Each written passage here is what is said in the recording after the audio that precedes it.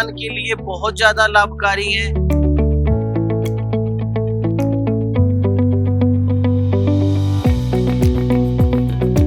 हम लोग हैं सारांश एग्रो सॉल्यूशन पे, जो एक पेरेंट कंपनी है, जो डीलरशिप है सोना एग्रो सॉल्यूशन की, और सोना एग्रो सॉल्यूशन के हमारे साथ ऑनर हैं। और जैसे कहते हैं कि कृषि में अगर तकनीकी आ जाए तो किसानी आसान हो जाती है, तो उसी तरह से उत्तराखंड क्षेत्र में और पहाड़ी क्षेत्रों में किस तरह से कौन कौन से इक्विपमेंट हैं जो यहाँ के क्षेत्र को खेती करने में आसानी ला रहे हैं। और हमारे साथ जैसे बताया कि सोना एग्रो सॉल्यूशन के ऑनर हैं, और ये बताएंगे कि कौन सी इक्विपमेंट है, जो इनका ये इक्विपमेंट है ये किस तरह से किसानों के लिए काम करता है, खासकर से पहाड़ी किसानों के लिए जहाँ पर ट्रैक्टर वगैरह चलाना आसान नहीं होता है। सर अपना परिचय दीजिए। नमस्कार जी, मेरा नाम संदीप कुमार है और सोना एग्रो सॉल्यूशंस मेरी कंपनी का नाम है। यहाँ पर सारांश एग्रो सॉल्यूशंस जो है वो उत्तराखंड के लिए हमारे डीलर और डिस्ट्रीब्यूटर हैं।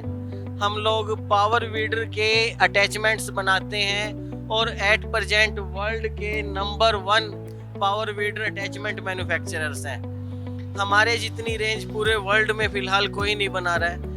ये जो अटैचमेंट्स हैं ये किसान के लिए बहुत ज़्यादा लाभकारी हैं। जो छोटे किसान हैं, जो पहाड़ी एरिया के जो किसान हैं, जो सीढ़ीनुमा खेती करते हैं, जो प्रोग्रेसिव खेती करने के इच्छुक हैं, उन सभी के लिए ये अटैचमेंट्स बहुत ज़्यादा लाभकारी हैं। मैं इनके बारे में आपको बता देता हूँ।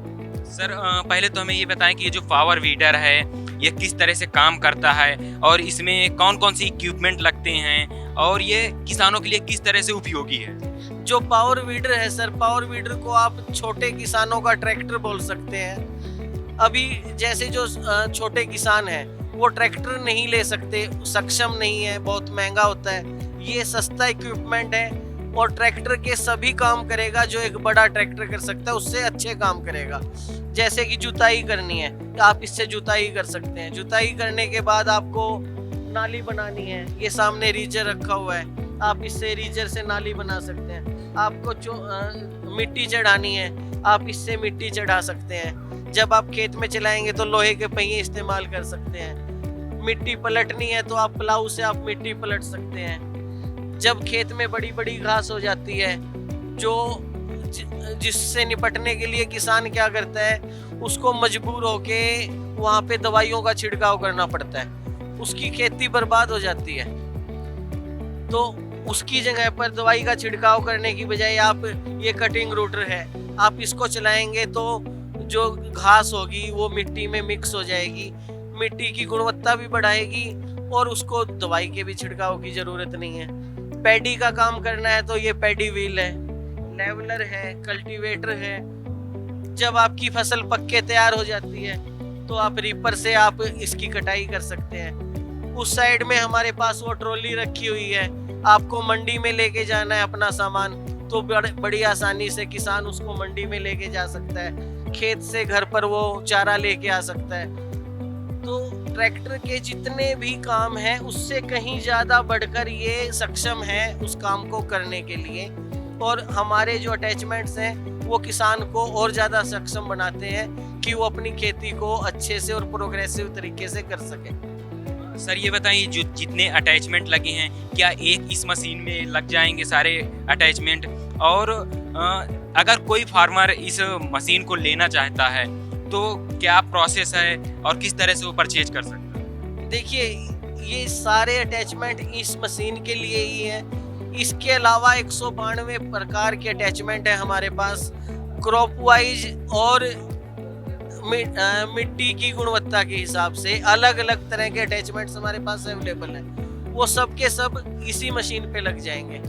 रही बात इसको खरीदने की और इस पे सब्सिडी की, तो वो बहुत आसान तरीका है। सरकार ने एक फॉर्म जो है वो किसान के लिए निकाला हुआ है, वो फॉर्म अप्लाई करके किसान चाहे तो ग्रुप में या फिर इंडिविजुअल चाहे तो वो इन मशीनों को परचेज कर सकता है, और उस पे जो सब्सिडी है गवर्नमेंट उस पे सब्सिडी भी दे रही है। तो सर जैसे आपने ये बताया ये किस प्रकार से चलता है, जैसे डीजल इंजन है या पेट्रोल इंजन है, और कितनी इसकी क्षमता है। देखिए ये जिसके सामने हम लोग खड़े हैं ये पेट्रोल इंजन है, 7 हॉर्स पावर का इसका इंजन है।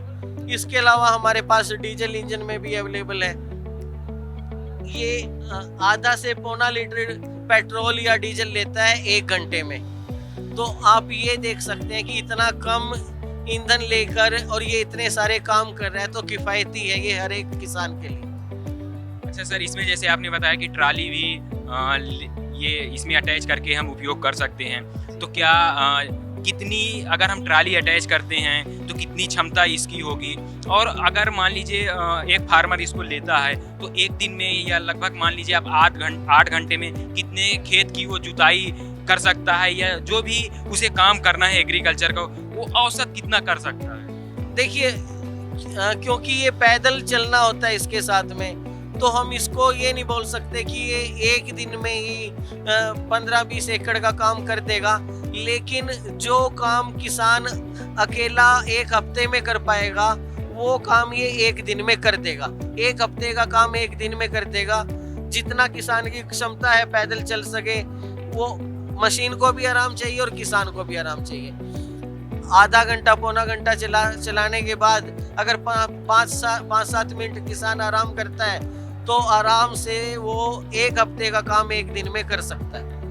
सर एक चीज़ और मुझे बताएं कि जैसे मान लीजिए कोई फार्मर लेना चाहता है, उसे सब्सिडी का लाभ चाहिए, क्या आपके पास कोई सुविधा उपलब्ध है कि यहीं पे फॉर्म फिलअप करके वो इसके सब्सिडी का लाभ ले ले, या उसे कहीं गवर्नमेंटेड जो एग्रीकल्चर ऑफिस होते हैं वहाँ पे जाके उसे इसका लाभ लेना हो?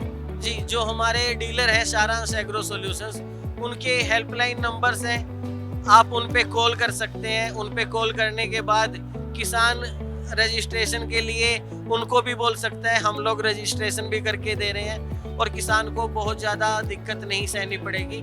सिर्फ एक कॉल करना है, अपनी डिटेल्स देनी है और उनका रजिस्ट्रेशन हम लोग करके देंगे। जैसे कि हमारे साथ सोना एग्रो सॉल्यूशन के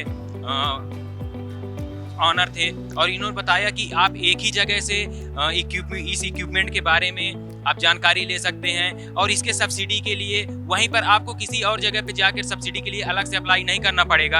आप यहीं पे सब्सिडी लेकर और इसको आप आसानी से परचेज कर सकते हैं। और सर, किसान ऑफ इंडिया से जुड़ने के लिए आपका बहुत बहुत धन्यवाद। धन्यवाद। किसान ऑफ इंडिया के YouTube चैनल को सब्सक्राइब करने के लिए नीचे दिया हुआ सब्सक्राइब बटन दबाएं और किसान ऑफ इंडिया से जुड़े सभी अपडेट्स को पाने के लिए बेल आइकन दबाना ना भूलें।